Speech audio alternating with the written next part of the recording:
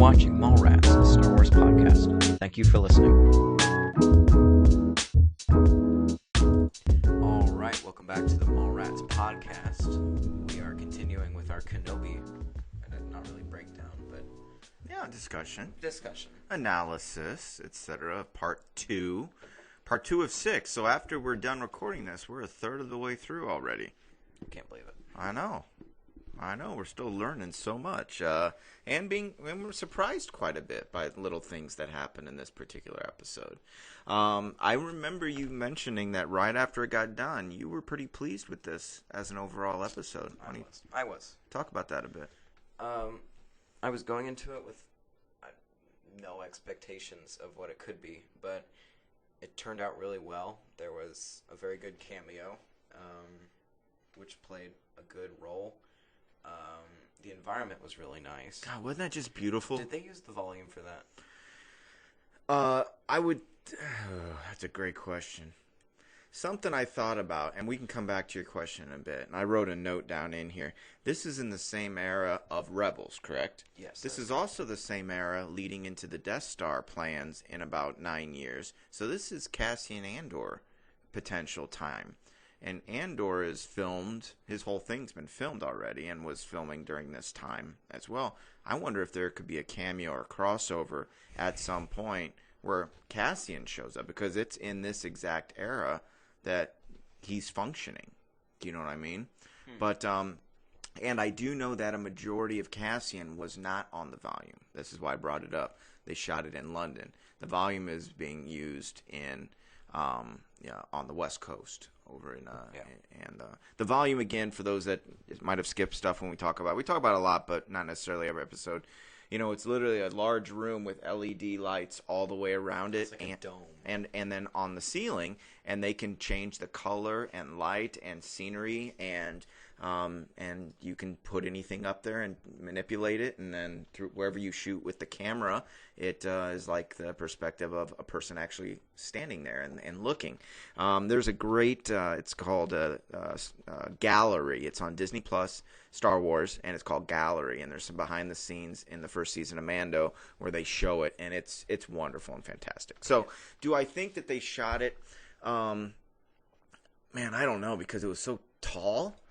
But I think that maybe that big open plaza, where the Night Sisters getting really reprimanded or fired or whatever, and there's not a lot of stuff around them.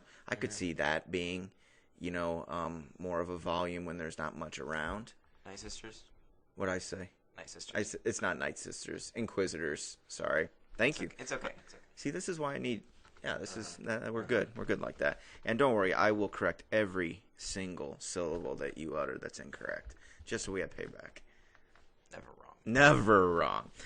So do I think it's in the volume? I think that this is one of the successes of this technology is we can't tell. That is true. And I find myself thinking it a lot watching. Ooh, I wonder if this is the... I would guess yes. Like a lot of... But... Like in this episode when they were pointing out the cargo bay where they were supposed to go and get cargo bay, I would say that was in it. Far in the distance, it looked like it. Could, and I think in the cargo bay, I think that could have been the volume. I think that when it's kind of a static set with things that are easily moved around a little bit, you can just put the items there, and when they're on the top of the buildings, you could easily project that. So it'll be cool to see the behind-the-scenes gallery stuff for this show when it's done. But no, you were right. It was beautiful. It was dark. It reminded me of Coruscant in Attack of the Clones when they finally go down to street level, which if you read the books of Coruscant, that's not the bottom level. There's still subterranean levels that go down, and they have weird creatures down there that never see light, and oxygen has to get pumped out. That's nerding out on you there, but I love the lights. I loved the brightness. I loved all of it. It looked like Times Square meets Coruscant. Blade Runner had a strong Blade Runner vibe. Both of them, even the ones from the 80s, the one from the 80s, but the 2049 one. But even Macau or somewhere in China. And I think maybe some of that could have been that the writing in Arabesh can kind of look like Chinese figures to some degree. But I don't know. I just thought it was just gorgeous, and I loved watching it. And then walking around, and even the shooting and stuff up on the roof, I thought was really beautiful. Yeah. So yes, I thought that I enjoyed it as well with the beautiness. Beautiness. Beautiness. It was very beauty. It was very beautiness. Yeah. What were a couple of the things that you're going to remember this episode as being about, or visually, like, oh yeah, that episode. I'm gonna remember the Grand Inquisitor dying. Spoilers, very far into the episode. Let's talk about that a bit. Okay, go ahead and summarize it a little bit. This takes place somewhere in the Rebels timeline, where the Grand Inquisitor is a character. It could just be a title, Grand Inquisitor, and they're just the same race, but they look similar. But he dies in that show, and that show is 5 years from when Kenobi is happening right now. So he dies here. Is he still alive? Is he? What trickery is there? This is where we need to back it up a little bit. Okay, we have 19 years between Revenge of the Sith, Episode 3, and A New Hope. So there's 19 years. Right now, we're at year 10 of that gap. So we're right in the middle with Kenobi's show. So he's been 10 years in hiding. So we have 9 years for Ewan McGregor and all his handsomeness to turn into Alec Guinness. Well, less than that. Okay, so we have 9 years for that to show up, and for Uncle Owen to get old and crusty and then turn in, get blasted into a burned. So you're saying that in those 9 years that we have to go before Luke's mature and C-3PO and R2 show up and Leia, sends the message. During those 9 years, where does Rebels fall in this timeline?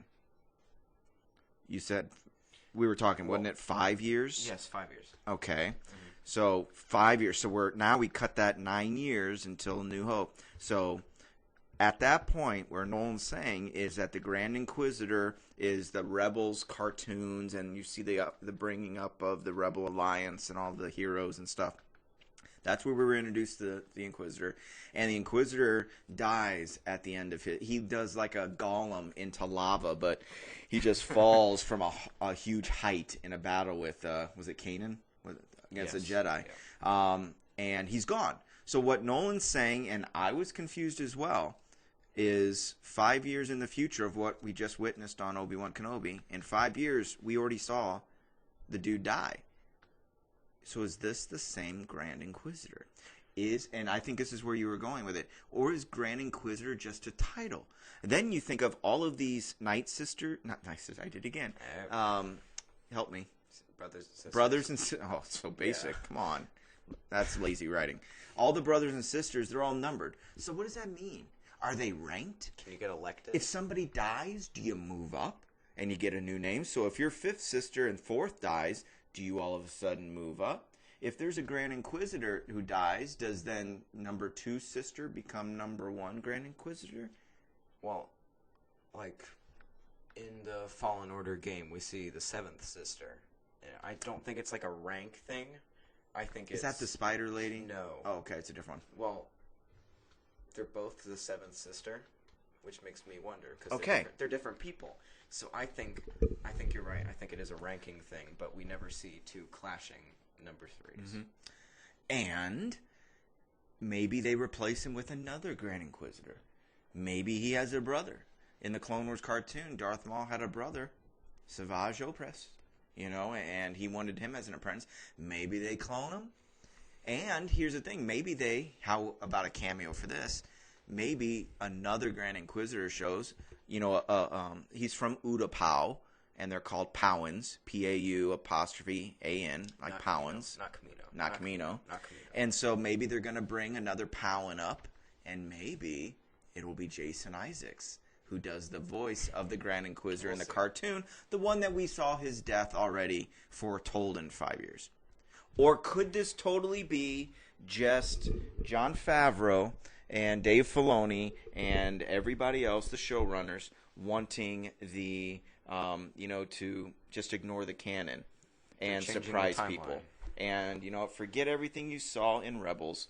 We're going to surprise you. We just killed them, and we move on. Okay, so I also had another question, which I asked earlier. About the Inquisitors? No. Oh, We're okay. changing. I'm sorry. Okay. Changing. We're changing the topic. So I was listening to this episode, and I noticed that the music was different from the first episode. Like a different You're style. so good at this stuff. I don't pay attention to that stuff. Well, like the themes were like the same from the first one. Okay. They seemed more adapted to this like rainy city-like thing. Can you elaborate a little bit? When you say themes, have you been able to identify Obi-Wan Kenobi Yes. television show theme, or when he's on camera, is it different? Because as you're well aware of with the soundtracks of the other shows, you know, it's beyond just the Mando. Dun, dun, dun, dun, dun, dun, dun, dun, dun, dun. There's other stuff that happens, and they have their own little songs Like and variations. things. Yeah, and so your comments are concerning the I guess variations of different.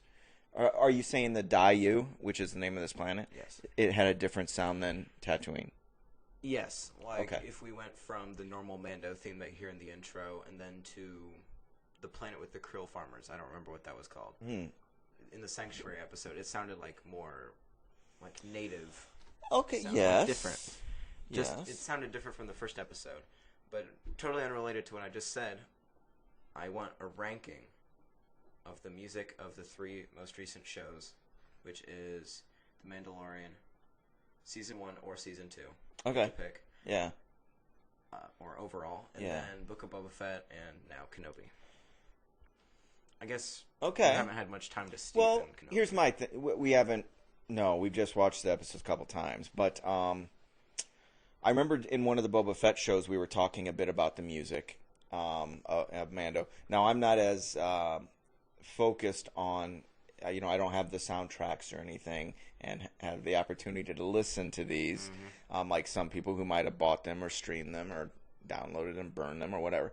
But I get chills with the Mandalorian music that plays through from time to time. And when I say it plays through, it doesn't mean it's throughout the whole show. It's when there's some action thing happening. Just like in the Star Wars, you might hear a light melody of Star Wars in the background during a key moment. And it's just stuff like that gives me chills. And in Boba Fett, the 5th chapter, when Mando shows up for the first time in the butcher shop, we don't see him. We see his silhouette walking behind, and be backlit from behind the big plastic sheet. And as he steps through, you hear the music. And that stuff gives me chills. We've had more time with it. With the Boba Fett, I wasn't a huge fan of the music throughout. I did enjoy the tribalism, attempts, during mostly the Tusken stuff. But I do remember one episode really digging the music, and we talked about it in one of our podcasts. It's because I'm like, ooh, I would like to listen to that again because that was pretty awesome. I'm pretty sure it was the Mandalorian episode. Was it? Yeah. But I do remember that there was a component in there that was unique and different because it takes me a little while to pay attention to the music. I think subconsciously I appreciate it. But I'm too focused on some of the other stuff happening that I don't really give it the credit for pumping me up like it truly does. You hear Indiana Jones music, and of course you get pumped up. Dun, dun, dun, dun, dun, dun, you get pumped up. Iconic. Yes, and it's iconic. And so I just really dug the Mando. We spent a lot more time and experience in the couple years with that one. So I just go that Boba and then this one, just because I don't have enough of Kenobi. I don't know too much about who composed it. I know John Williams came back for the title theme, which is that just the dust, or is there a theme like a little bit ago that pervades throughout that I just haven't latched onto? Yeah, like the credits are playing at the end, which isn't concept art. Which It's is very not. So interesting. I kind of tend to stop it now Yeah, instead of just watch like- it through. yeah. I gotta listen to That's that. like his actual theme, which I think is what John Williams did. But that's like the The end. Kenobi theme whenever he shows Have up. you noticed it's in blue text, so it looks just like the ending of the Star Wars movies fonts? I'm sorry. I mean, you get off the episode before, but No, I do. I stop it, but you see the text here. I might have to let it play out and appreciate it a bit more. So what's your? I know you have this the love of the music of Disney Plus Star Wars. What are you thinking so far? So for this, I'm actually going to put the 2 Mandalorian seasons separate from each other. Oh. I'm going to start with number 1, Mandalorian season 2. Number 2, Book of Boba Fett. Number 3. See, if you really wanted to hold our attention, you would have started from the bottom. Oh, and then, okay, well, you blew it now. Okay, well, so number 4. Oh, what's going to be 3 then? So third runner up, you know. Yeah. Well. Okay, I'm just messing with you. I don't need to say anything. Okay, so Mando 2 is the best. 2, then Mando season 1. So then it's the 7 episodes of Boba or the 2 that we've seen of Kenobi. I think Kenobi's better. I think I've noticed, and again, this is from me just trying to soak in. I'm trying to soak in visually, but then acting of what's going like. And we'll talk about it in a bit. But the acting of Ewan McGregor is he's doing so much with doing nothing at all.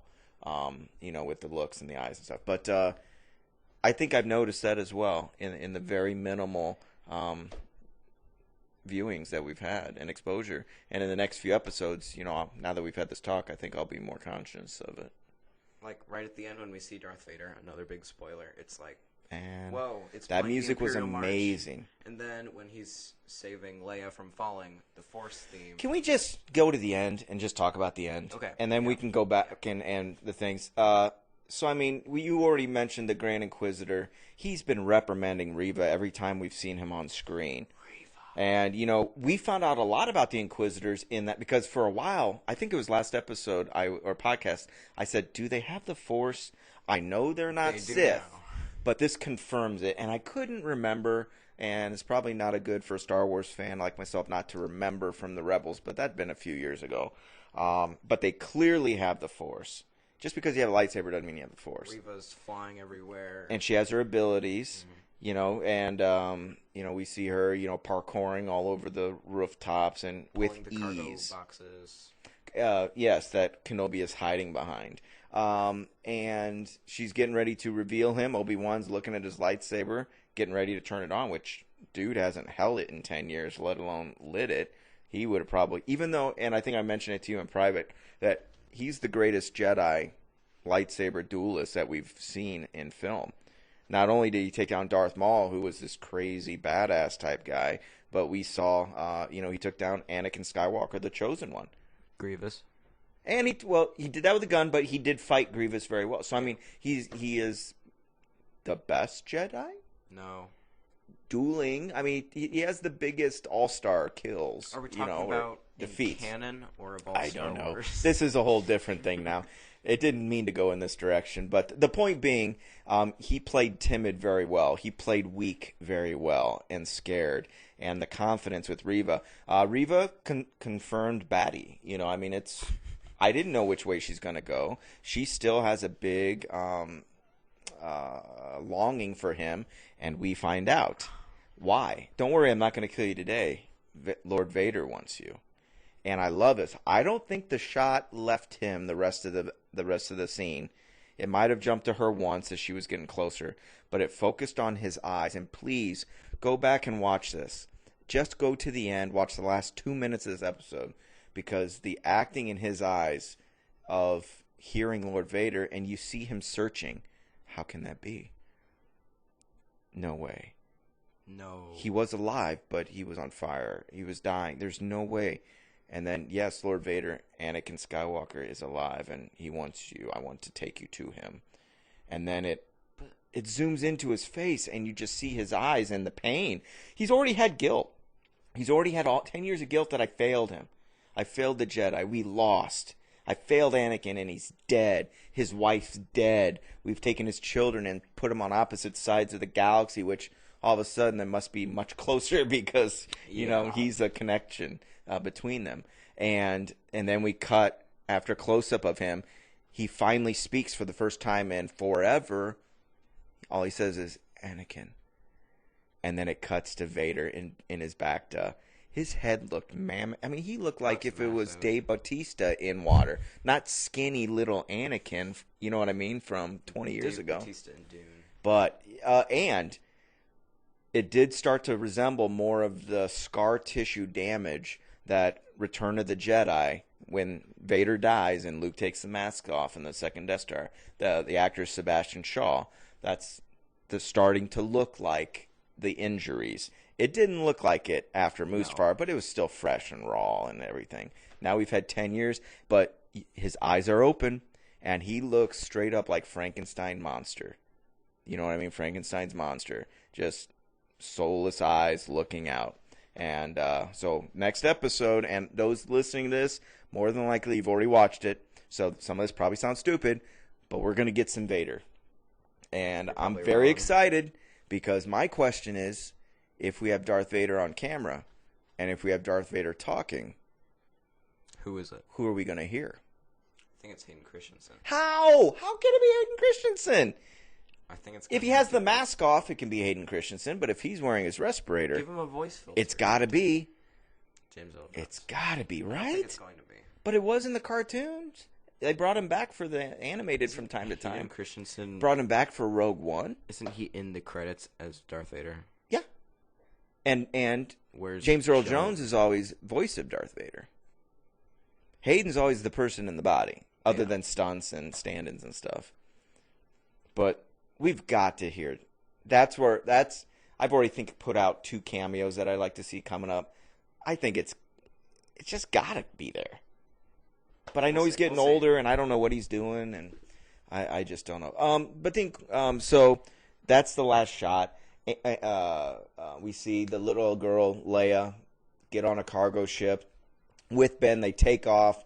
Reva's like, "We'll find you." I'm thinking, well, everybody knows where this chartered flight is going, unless put a tracker on the ship or something. Well, they can easily go, okay, docking number 8 or whatever he said. It was 8. Where is this going? But Leia did put something in there. Maybe that was an override, a little spike, a little yellow thing. Green. That's what made them go. That's what made it go. So she was just waiting on him. I don't know. It shouldn't be too hard for her to go get a ship and catch a freighter. Yeah. Smuggling to, a Jedi out of there. And it's cargo. It's not going to go that fast. It's cargo. It's got to gently lift off. I thought it ended really strong, and so I know that your feelings and we were talking previously. Is it common knowledge, or does Kenobi know that Anakin survived? Or does he think Anakin died? See, in the books and all the stuff, nobody knows that Anakin Skywalker is Darth Vader. Nobody. It's Big Palpatine, reveal. and that's it. Admiral Thrawn doesn't even know in all the novelizations that's been out after the Disney acquisition, because there are a couple novels where they team up on an adventure, and he talks about his experience in years past with an Anakin Skywalker, and there's a lot. And he's Sherlocking it, and he's piecing it together, and it's almost, I'm calling you Anakin Skywalker. I know it's you, but I wouldn't dare, say it. But other than that, I can't remember anybody, unless they explicitly were told by Palpatine, which I don't recall, or Vader. That's why when Ahsoka fought him in Rebels, she was surprised that it was him, and she felt him. Now. But she knows now. But the Inquisitors know. So who do the Inquisitors serve? Are they like the Nazi SS police to Palpatine's Hitler?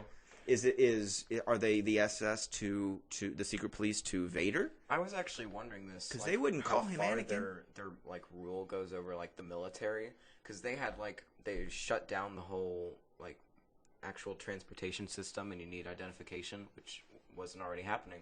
So can they just turn every area into a lockout zone? Or see, I don't think they're even part of the military, because the Empire's all military. I think they're just aren't they just solely there for Jedi? They were there. This aids their quest to stop them, so any means necessary. Yeah. And you see the inner turmoil that the what is it, the fifth brother doesn't approve of the third sister feeling that or acting this way. He's not, and then the Inquisitor. And so are we going to have another that's what I'm curious, and I don't know if we put that to bed yet or not. Will we have another Grand Inquisitor? Will it just be another Powan? And if it's another Powan, maybe they will have the tall head, the actual person, because there could be multiple Powans. You know what I mean? And again, those are just the aliens with the stripes on the face from Utapau. where Grievous died. But I'm just curious, so I think we'll figure that out, hopefully. Yeah. Okay, before we move on. Yeah. Why does Reva hate Kenobi so much? Because I know, like, doing Vader's dirty work or whatever, but it feels like it's more than just, like, he told me to go do this. It's like a personal vendetta. Well, what happened? This is great, and this is all speculation, right? We haven't seen the third episode. Right, and based on what the Inquisitor said, she came from nothing. It's only her ability that, you know, she has risen to be an Inquisitor, but he says that you are the least of us, and she's going to get reprimanded and pretty much fired. No amount of power can hide the stench. The stench. I mean, he's literally calling her, like in the Harry Potter world, you know, a mudblood. You know, you are not a pure blood. You are outside of the Force. Even though you have the Force, you were just an outsider. And so maybe if Vader gives her respect, if Vader treats her, so any injustice done upon Vader, maybe she feels like that's a personal slight against her. But that's if she knows. And would Vader say, yo, my name's Anakin, but you can call me Darth Vader? But she knows Vader is. That's where I'm like, we need to have some discourse with Vader and the Inquisitors so we can see what that relationship is like.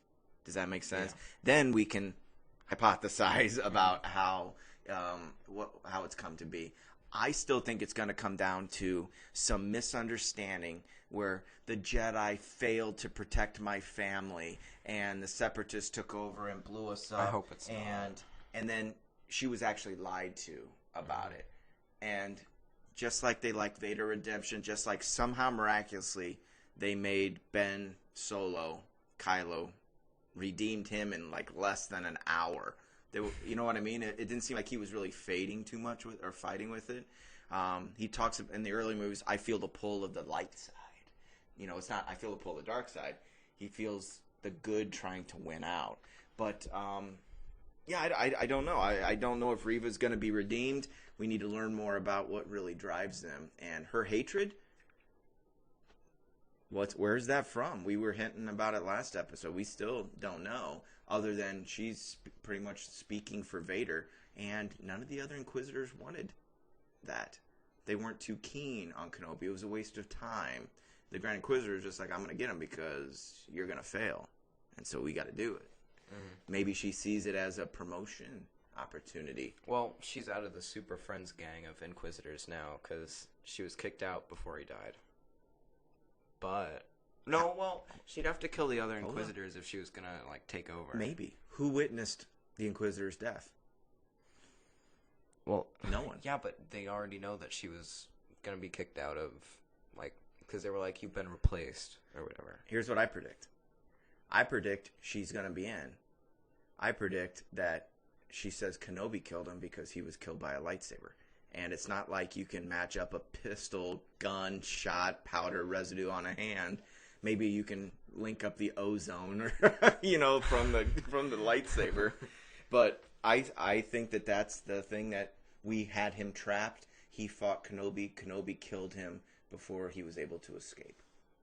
And I think that she retains her status because if the Inquisitor was the main voice against her, and she has all this info about Kenobi now, that's going to be important. But what about the lady who replaced her? The whatevereth sister? There was no replacing. It's just the addition of... We have a lot of sisters and brothers we don't see. Your likes are no longer needed. Like, he's pretty much like, we're tired of you doing this. And then she goes and puts out the bounty on him, you know? But I don't think she was replaced and she lost her name, third sister, or whatever number she was. No, but we did see the presence of, I think it's fourth sister, and we have fifth brother. So I think we'll probably see more of those individuals show up. And then will they reshuffle them like a deck of cards? Will everybody promoted one? Well, like, are the rankings the same? Like, yeah, are they just rankings? Is there a fifth sister and a fifth brother, or does it just go Good question. On each side? Is there a male, female? Well, I bet in the Star Wars universe there's species of no gender, so they wouldn't fit into the, you know what I mean? They wouldn't fit into the sister or brother. Fifth Inquisitor. But interesting you bring that up because that could be very much like we have and I'm not going to act like I know these rankings in order, but a lieutenant and a sergeant and a captain and a general and an admiral and a grand inquisitor. You know what I mean? It's do we have 2 at each stop? I don't know. It's almost like we'll just have a top 10 of inquisitors and spread them throughout. But yeah, so that was the end. And it ended very powerfully, and so it was one of those, we can't wait to just jump into the next one. But for us, we got to get this recorded before we jump into the next, because we don't want the third episode to impact our second. This is how this is why we got behind on these, and now we have to kind of take our time, and then we'll get this right. We'll get it back to normal. Can I talk about something I really enjoyed? No. Okay. Yes. First off, there is like, it's the French term, crap ton. There's a crap ton of extras. Oh, extras my God, yes. as extras in the background. Tons, dozens and dozens. And I was thought about that last episode on Tatooine. Maybe they're the same people, and that could very well be the case. But how awesome it is for all these extras. I hope that they're fans and not just, I could work a day and then just put on my resume and move on. I hope that they see how cool that is. But I just love how so many people get so many opportunities. We had the presence of a new person. He called himself a Jedi, Haja S1e2, Haja, and it's the actor's name. You want to give it a try? Kumail Nanjiani? Yeah, I knew it. Okay. I knew it. He was just big in the Eternals, the Marvel movie, but he's really famous to me for starring in Silicon Valley, an HBO comedy show that was up for Emmys every year for Best Comedy, as well as he wrote and starred in kind of an autobiographical comedy called Big Sick, about how he met his wife doing stand-up and fell in love, and then she got sick. But it's beautiful. Anyways, he's hysterical. I thoroughly enjoyed his performance. If we go back to the Boba Fett shows, we talk about the different cameos and how it pulled me out of the different scenes. When Danny Trejo shows up with the Rancor, I'm like, okay, that's fun, but it's Danny Trejo. I love Stephen Root. Remember the water merchant? You know, but that kind of pulled me out because he looked exactly the same. Listen, Kumail looked exactly like normal, but he was so funny. It worked great. He's a con artist, and comedically, and I went back and watched it on my own, that scene again, that, you know, he's just force manipulate. I mean, he has magnets in his gloves so that he can draw stuff to him. It's just, I find him very, very funny in, so far, especially a dark Dayu planet, not just light and dark, but not a very hospitable place. Do you think he's going to be a recurring character? They gave him a name. Yeah. They gave him somewhat of a tragic backstory in the fact that he's surprised that Kenobi remembered his name. Well, maybe it'll be like Cobb Vanth and show up again down the road. And then die. It depends. Do they come back to Dayu? If they don't come back to Dayu, I don't think he's going to, I think they're done. Barely any money, get off planet. I love how, you know, can I trust you? Sure, you know, and you couldn't, but he wanted to help Kenobi, and he truly did save them. And then he defiantly goes and stands in front of Reva and acts like a Jedi. And this is one of my favorite scenes where she just looks at him like, you're not a Jedi, but you know where one is. Then she force shoves him into the wall. So again, she has the Force, but she goes up to him and does the Kylo Ren thing. The Kylo Ren thing into his mind.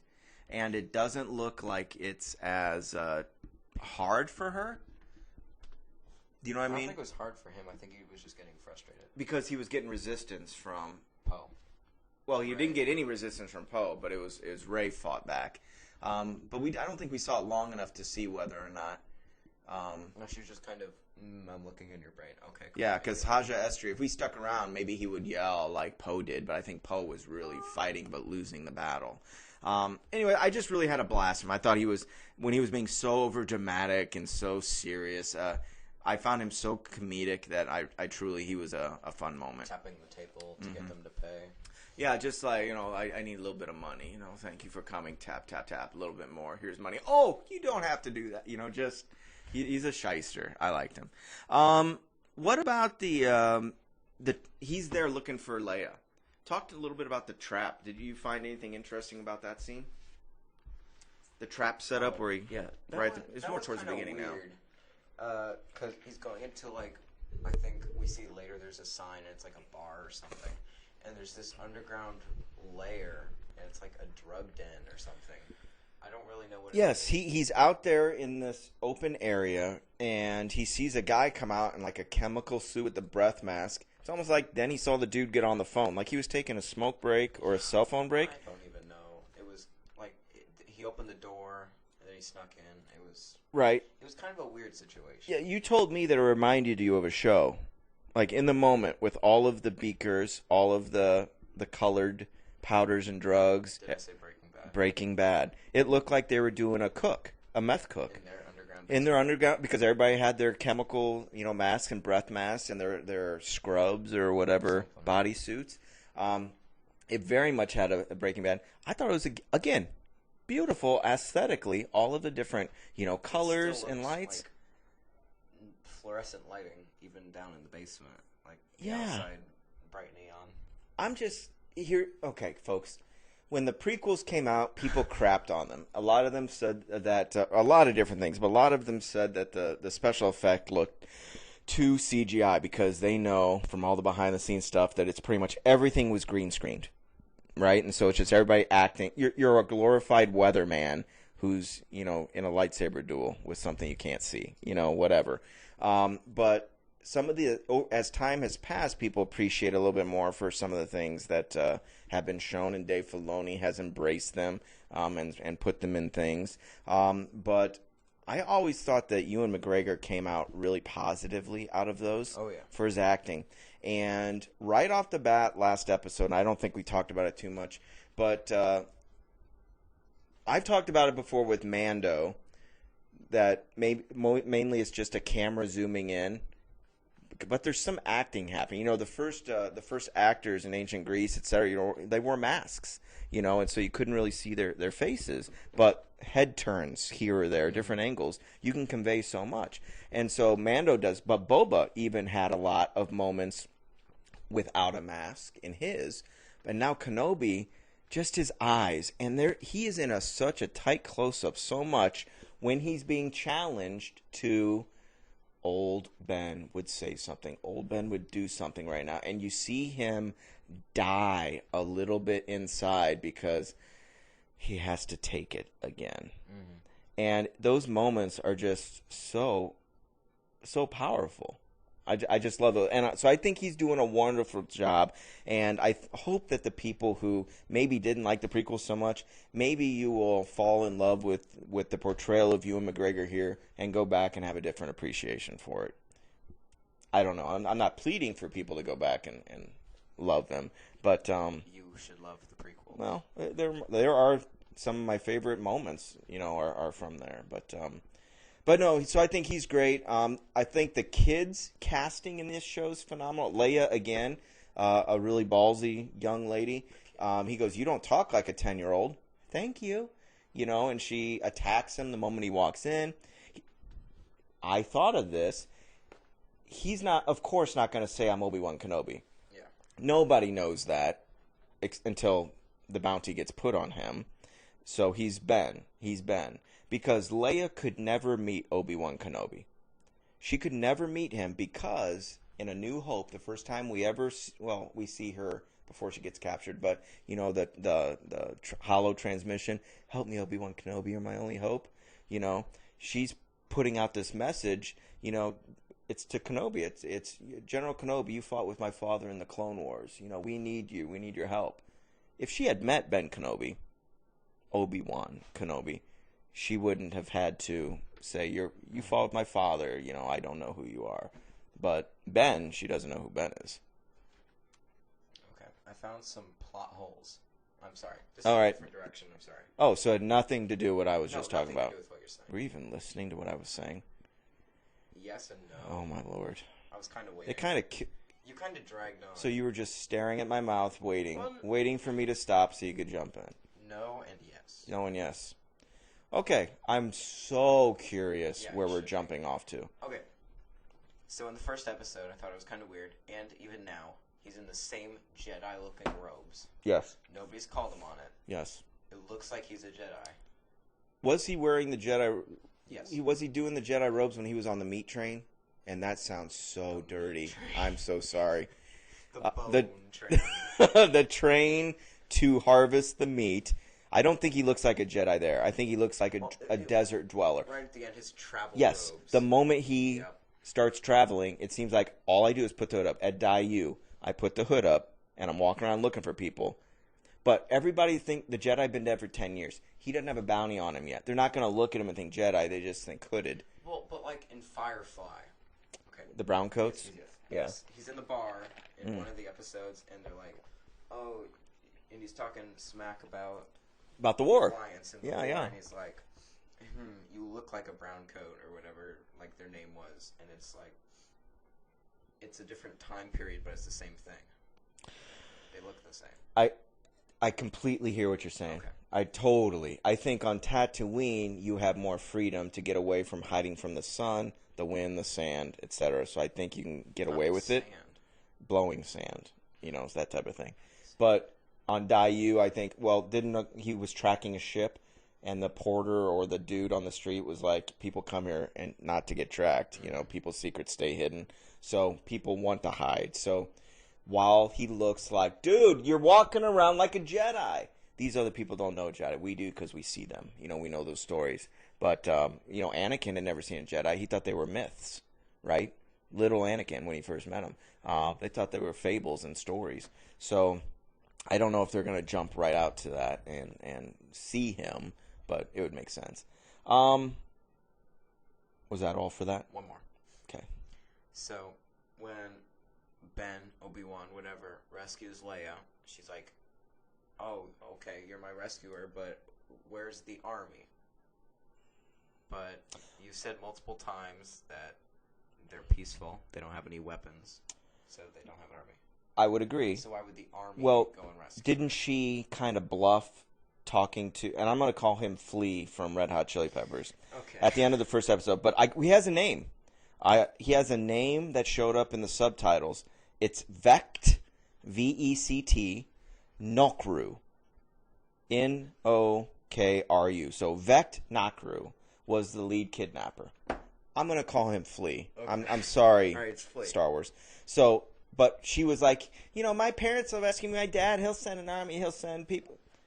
No one's going to find you. Call him I see it as a little girl, a very smart little girl, just shooting her shot to so it's do not it. A plot hole. She's just No, I would say it's not a plot hole. I do like how they get a lot of conversations. Kenobi is very fatherly to her. She's very snippy to him. If you're a Jedi, make me float. And he says, if I use the Force, it'll give me away. In the books, if you use the Force, it's almost like a homing beacon to other people, right? To other Force users. You just feel their presence. They feel life presences on across the galaxy at times. So they shelter it. It's almost like you protect yourself from X-rays. You put a lead vest on. So for 10 years, he's turned himself off from the Force. Luke Skywalker turned himself off from the Force, when he went on his little, walkabout or whatever on Octo. And so I found it very interesting that when she jumped and fell off the thing, he lunged over, but he didn't reach out with the Force. So he was expecting to see her falling and crashing, but she held on a bit. But I loved, and this was this is when I wrote my note about his acting, because she fell, and he didn't even say anything, and the camera's in his face, and he just took a beat, and then he threw his hands out because he knew what he had to do, and then he did his whole hand manipulation, like, come to me or whatever. You know how Doctor Strange does all his hand gyrations. Take away all the CG on Doctor Strange, and it looks like he's doing some sort of dance, Bollywood dance or something with his hands. You know what I mean? So with this, though, you just see I think it was like muscles atrophy if you don't use them. And if he has not been using the Force for 10 years, no matter how much of a grand Jedi he was on the council, right? I see that this is a strain, against his what he knows it's wrong, but yet I have to save her, and he saves her. But I like how it looked pained. I like how it wasn't so easy. Anakin playing with fruit and cutting a pear and flying it over to Padme for her to seductively take a nibble out of. I liked how this was labor intensive. It carried so much weight. So powerful. And again, close up of his face, and I just am really digging Ewan McGregor in these 2 episodes. And again, he's not he talks with Leia a lot, or Tika the Jawa, but he hasn't been talking too much. I guess one last thing I saw, it looked like there's a bounty hunter, the original 6-pack that Vader recruits to find the Millennium Falcon in Empire. There was a robot called Forlom. Okay, he was running around with Zuckuss, who kind of looks like a Boosh, and I know these names are sounding crazy to people if you don't know anything about this. I know what you're going okay, on but he's kind of insect-looking droid in a way. There was on the rooftop fighting. It looked like Forlom. Now I think this one is the one that falls and gets shot, and then what was his name? Kumail Nanjiani. So was it Haja? Haja walks by and shoots it again. So I don't think it's Forlom, but it looks like it's just like the IG-11 or IG-88. Anyways, I just thought that was a cool, and I don't know if it's an Easter egg. I don't know if it's a 3-LOM, if that is anything at all. But I saw it, I'm like, oh, it's like those bounty hunters. Which, for the purpose of Empire Strikes Back, if we're 9 years away from A New Hope, Empire isn't more than another year or 2 past that. So we're maybe 11 years, 12 tops from Empire. And so Boba Fett could actually be walking around. Boba Fett could be out there as a legit bounty hunter during this particular time. How cool, was it cool? We saw Tamara Morrison in this. Wasn't that cool? Oh, no? We just saw him. Well, in what capacity? The Book of Boba Fett. No, in this show, in this episode. That's not what you... Okay. He's a clone beggar. Like, he's homeless now. He is a homeless veteran, big bushy beard, still wearing his armor, asking for a handout. And for a beat, I thought, oh my God, is it Rex? Because then clearly Obi-Wan is going to know him and they'll recognize each other unless this clone trooper's lost his mind. You know what I mean? Homeless in 10 years or whatever he's been up to. I don't think it was Rex. Because in... The same, like, blue armor, though. Yeah. But if Rebels is in 5 years, I think Rex is doing something with those other wayward troopers during this time. Isn't he old? And he has that like big really white beard, etc.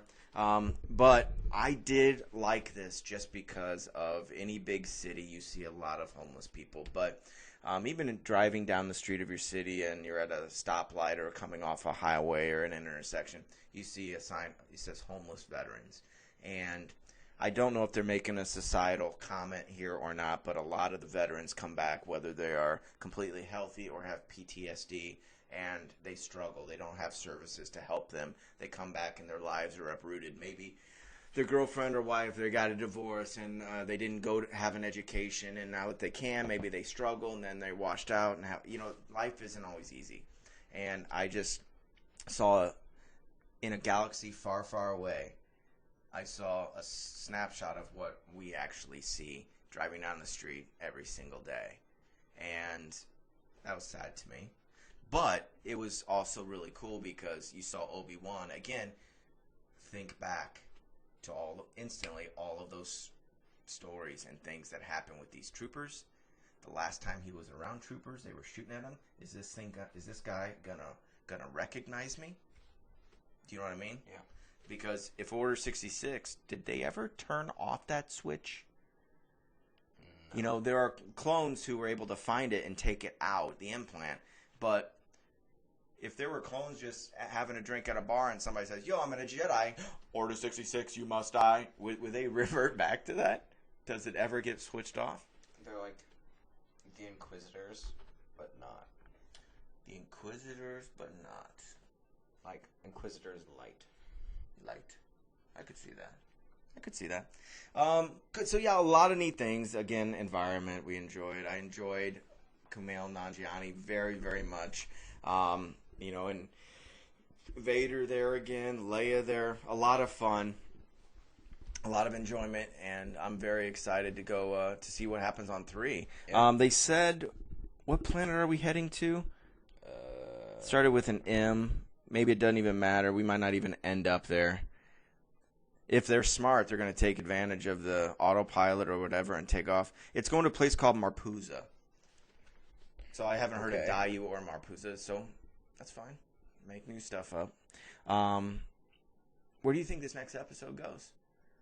Does he instantly go take her right back to Alderaan? I think they're going to try, and then Vader will be there. Like, they're not going to make it all the way. They're going to have to stop somewhere. Then, like, the Inquisitors will catch up because they looked at the log or something and they found where it was going. I guess my question, how much does Vader know about this stuff? I think the because Inquisitors report to him. Reva's the only one who put the hit in. The other Inquisitors didn't know, but she goes, I looked in the archives and Bail Organa had a relationship with Obi-Wan, so I'm just getting that scratch going that needs to be itched, that they were talking about. Mm-hmm. So I'm curious. I'm thinking that the Inquisitors are going to get called before Vader. I think we're going to see Vader in costume, and I think he is going to either reprimand them or give them some sort of directives. Like a pep talk. Right. Mm-hmm. But we're going to, it's not going to be a pep talk if he's angry, and it's not going to be a pep talk. It depends on his relationship with them, which we have no idea. If it's happy, if they report slowly to him or do they report to the Emperor, and I'm curious. Just like in the I guess comics, but in the books, the Empire had a secret assassin, Mara Jade. She was called the Emperor's Hand, and only a few people knew of her existence, so that she could infiltrate other organizations and find spies and corrupt people. So who knows if the Inquisitors walk around almost like they're flashing their badges, so it's not like they're hiding. But I'm just curious of the hierarchy of things. That'll be interesting. And then obviously find out why she hates. What do you think about my idea about her misremembering something, or misattributing a loss in her life, thinking that it was the Jedi, thinking that it was Kenobi? Have you given that any thought? There's probably some mind games happening from someone to another. Probably Vader's doing something. Mm-hmm. Like, he definitely totally killed your parents or something. Like, you should go kill him. Because in the books, I was just talking about Mara Jade and Palpatine. She wants to kill Luke Skywalker because he killed Palpatine. She was convinced that Emperor Palpatine was killed by Luke Skywalker. So she wants to kill him, And then she finds out he's a nice guy, and then finds out, no, I didn't kill him. Darth did. Anakin Skywalker threw him down the shaft. And it totally wrecks all of her preconceived notions. And she eventually helps and falls in love with him, etc. I doubt Reva's going to fall in love with Obi-Wan Kenobi. Better not. But I do think there's not going to be an ultimate redemption. But I think that there's going to be something. She has so much hatred for him right now. And like, so she driven. Can be laid to rest or something. So driven. She needs some sort of peace of mind, whether that's his death or reclassifying everything that from what she thought was one way, it's going to be something else. So, any parting things? Any last tidbits that we haven't talked about? No Chris O'Dowd. That's all I have to say. And I already forgot that people that I thought might show up going forward. Oh, we said at the beginning of this. I don't remember. James Earl Jones, I think that he has to show up if we hear Vader's voice. If it's not this next episode, it will be in the following. But after the next time we talk to you folks, part 3 will be done, and part 4 we'll be halfway. Today, part 4 just premiered, so we'll try to get 3 and 4 done in the next several days, and then get into our hopefully normal routine. But hopefully you're enjoying this. Nolan, I guess how can they reach out to us? You do it this time. See if you remember. See if I remember. Oh, okay. Well, you can reach out to us, in the write-up to this podcast to, Twitter or Instagram. You can, our YouTube channel. You can find us, through email at Gmail. It's going to be mallratspod, M-A-U-L, mallratspod at Gmail, and you can send us any questions. I would love to know what are your thoughts about, these episodes, and you can ask your questions all the way through episode 3. No spoilers. Yeah. Well, by the time we read yours, we will have seen episode 3, so you'll be fine. What do you think? Where do you think it's going? And of course, you may talk about anything Star Wars related. Totally fine. But it would be great if you had something Obi-Wan that we could talk about. Please. Yeah, thank you. Please, we're desperate. So, well, I wouldn't say desperate. I think we have enough to talk about, but it's nice to have a conversation with other individuals. So, all right, thank you so much for listening. I'm Bob. I'm Nolan. And we'll come back at you soon. Enjoy your day and enjoy Obi-Wan Kenobi. I will. Thank you very much. Thank you.